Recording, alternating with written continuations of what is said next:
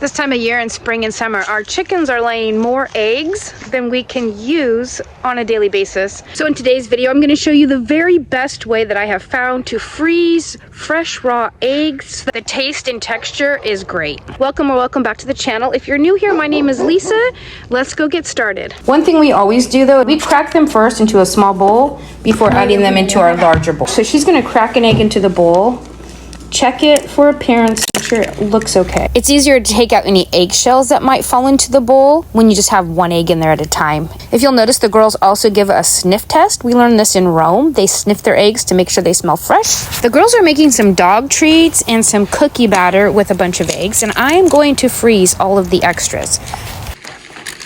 Here at school, my students make pumpkin pies with fresh pumpkins.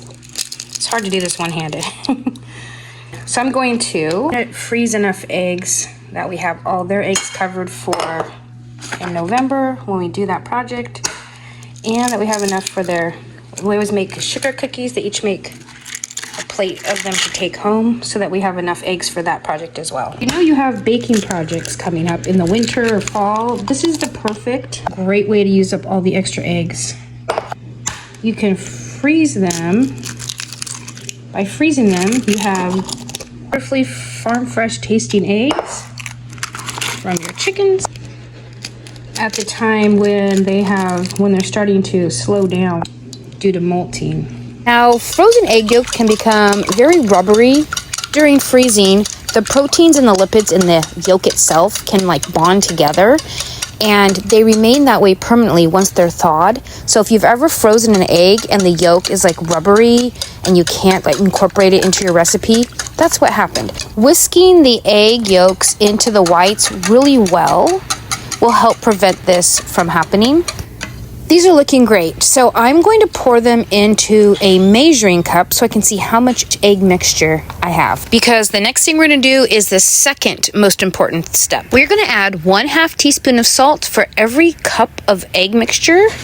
That will also help those yolks to stabilize and not become rubbery.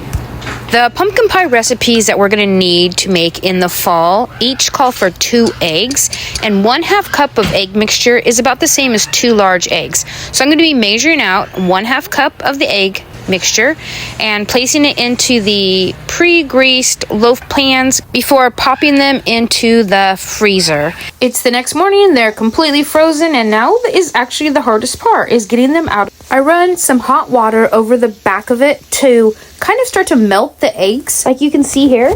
It helps loosen them up, but it also melts them a tiny bit on the one side. So I put them on parchment paper and then just pop them back into the freezer to refreeze that one side so they don't stick together. And then I just package them up in labeled Ziploc bags just to make sure I'm using the oldest eggs first. Well, hopefully that was helpful, and if you like this kind of a video, go ahead and subscribe, and we'll see you next time.